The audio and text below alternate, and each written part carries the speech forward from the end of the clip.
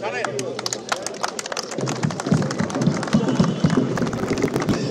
আমরা গত 2024 সালের 10ই নভেম্বর বগুড়ার শহীদ চান্দু স্টেডিয়াম দিয়ে আমাদের টুর্নামেন্ট 2024 এবং 25 আমরা শুরু করেছিলাম এবং পর্যায়ক্রমে আমাদের 8টি বিভাগ সহ আমাদের সাংগঠনিক যে 10টি বিভাগ রয়েছে প্রত্যেকটি বিভাগেই আমরা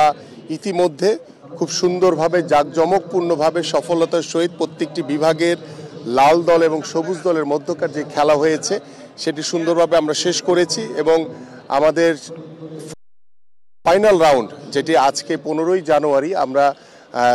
সিটি ক্লাব থেকে পল্লবী থেকে আমরা এটা শুরু করছি এবং সেই ফাইনালটি আমাদের 19শে জানুয়ারি আমাদের এটা মূল যে ক্রিকেট টুর্নামেন্টের যে ফাইনাল সেটা অনুষ্ঠিত হবে এবং আজকে থেকে শুরু করে আমাদের যে পিকেএসপি রয়েছে এবং সিটি ক্লাব এই দুটি মাঠে আমাদের ফাইনাল রাউন্ডের যে খেলাগুলো রয়েছে 10টি বিভাগে সেটা অনুষ্ঠিত হবে এবং আমরা ফাইনালটি মিরপুর শেরেবাংলা জাতীয় স্টেডিয়ামে ক্রিকেট স্টেডিয়ামে আমরা ইনশাআল্লাহ 19শে জানুয়ারি বিকাল 5:30টায় শুরু করব এবং সেই ম্যাচে আমাদের মাননীয় মহাসচিব বিএনপির মির্জা ফখরুল ইসলাম আলমগীর প্রধান অতিথি হিসেবে উপস্থিত থাকবেন এবং এই জিয়া ক্রিকেটের মাধ্যমে আমরা যে বিষয়টি আমরা প্রত্যেকটি সাধারণ মানুষ বা ক্রীড়ামোদী মানুষ বা ক্রিকেট প্রেমী মানুষ যারা রয়েছে সবার কাছে পৌঁছে দিতে চাই রেখে তৃণমূল পর্যায়ে মাঠে রেখে আমরা এই তৃণমূল পর্যায় থেকে বাংলাদেশ জাতীয় দলে আমরা যাতে বিভিন্ন ফুটবল ক্রিকেট থেকে শুরু করে বিভিন্ন ইভেন্টে যে খেলাগুলো রয়েছে আমরা পর্যায়ক্রমে সেই খেলাগুলো আমরা বাছাই করব তাদেরকে পরবর্তীতে কিভাবে আমরা কাজে লাগাতে পারি তারা যাতে হারিয়ে না যায় সেই ব্যবস্থা আমরা পরিকল্পনা করছি সো আমরা হোপফুলি আশা করছি যে আমরা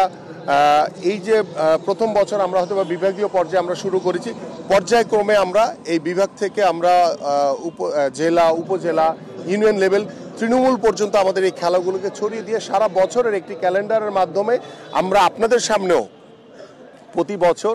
নির্দিষ্ট টাইমে আমরা প্রতি বছরের যে ক্যালেন্ডারটি সেটি আপনাদের সামনে তুলে ধরব এবং পর্যায়ক্রমে আমরা এই খেলাকে ধারাবাহিকতার মাধ্যমে অব্যাহত রাখবো এবং আল্লাহ পাক যদি আমাদেরকে সুযোগ দেয় বাংলাদেশে যখন একটি অবাধ সুষ্ঠু নির্বাচন হবে জনগণের ভোটে যদি আমরা নির্বাচিত হতে পারি বাংলাদেশে আমি দৃঢ়ভাবে বিশ্বাস করি যে একটি মাদকমুক্ত বাংলাদেশ গড়ার জন্য এবং একটি ক্রীড়াঙ্গনের বাংলাদেশ গড়ার জন্য এবং বাংলাদেশের খেলাধুলাকে প্রত্যেকটি পাঠ্যপুস্তকে এবং প্রত্যেকটি স্কুল কলেজ মাদ্রাসা ইউনিভার্সিটিতে আমরা বিভিন্ন যে আমাদের যে সফল যে ইভেন্টগুলো রয়েছে বিশেষ করে ক্রিকেট ফুটবল হকি ব্যাডমিন্টন সাঁতার এই ইভেন্টগুলোকে আমরা বাধ্যতামূলক করে দিব প্রত্যেকটি মানে স্কুল কলেজ মাদ্রাসা ইউনিভার্সিটিতে যাতে পড়াশোনার পাশাপাশি ভবিষ্যতে প্রত্যেকটি বাবা মা যাতে তার সন্তানকে একজন খেলোয়াড় হিসেবেও যাতে প্রতিষ্ঠিত করতে পারে আমরা সেই কাজগুলোকে তৈরি করতে চাই আপনারা দেখেছেন যে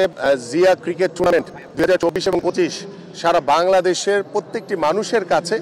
পৌঁছে গেছে এবং আমরা মরহুম আরাফাত রহমান কোকো স্মৃতি ফুটবল টুর্নামেন্ট আমরা ইতিমধ্যে এটি চলমান রয়েছে আমরা জিয়া ক্রিকেট শেষ করার পরে আমাদের আরাফাত রহমান কোকো স্মৃতি ফুটবল টুর্নামেন্টে শেষ করব তারপরে আমরা আমাদের বাংলাদেশের সবচেয়ে জনপ্রিয় নেত্রী দেশনেত্রী বেগম খালেদা জিয়ার নামে আমরা মেয়েদের ফুটবল কিংবা মেয়েদের ক্রিকেট আপনারা জানেন যে দুটি ইভেন্টই বাংলাদেশে অত্যন্ত জনপ্রিয় সেই দুটি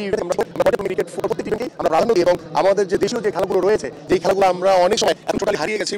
বলা চলে তো সেই খেলাগুলোকেও আমরা প্রাধান্য দিয়ে পাশাপাশি আমাদের যে ইন্টারন্যাশনাল যে গেম রয়েছে আমাদের যে দেশীয় যে গেমগুলি রয়েছে প্রত্যেকটি খেলাকে প্রাধান্য দিয়ে আমরা তৃণমূল পর্যায়ে খেলাধুলাটাকে ছড়িয়ে দিতেছি এবং আমরা ব্যাপকভাবে সাড়া পেয়েছি এবং এদেশের মানুষ সকলেই আমরা ক্রীড়ামোদী মানুষ এবং আমরা খেলাপ্রিয় মানুষ আমরা চাই যে বাংলাদেশের প্রত্যেকটি সেক্টরে যেভাবে আমাদের রাজনৈতিকভাবে বাংলাদেশে একটি স্থিতিশীল অবস্থা খুব বেশি জরুরি পাশাপাশি খেলাধুলার মাধ্যমে যাতে বাংলাদেশের রাজনীতি থেকে শুরু করে বাংলাদেশ প্রত্যেকটি সেক্টরে রাষ্ট্রীয় প্রতিষ্ঠানগুলোতে যাতে এর একটা প্রভাব পড়ে সেই প্রভাব ফেলার জন্য কিন্তু খেলাধুলা হচ্ছে অন্যতম একটি মাধ্যম এবং সেই খেলাধুলাকে ব্যবহার করে সমাজকে বাংলাদেশের আমরা অন্তর্বর্তীকালীন সরকারকে বারবার আহ্বান করেছি যে গত 17 বছর ধরে আমরা বাংলাদেশ জাতীয়তাবাদী দল বিএনপি এই স্বৈরাচার শেখ হাসিনার পতনের জন্য যেভাবে আমরা আন্দোলন করেছি সংগ্রাম করেছি যেভাবে বারবার মামলা খেয়ে নির্যাতিত হয়েছি, আমাদের প্রায় ৬০ লক্ষ নেতা কর্মীদের বিরুদ্ধে মামলা রয়েছে, আমাদের ১.৫ লাখের উপরে বেশি মামলা হয়েছে এবং এই গত ১৭ বছরে আমার অনেক ভাইদেরকে গুম করা হয়েছে, হত্যা করা হয়েছে। এবং গত জুলাই আগস্টে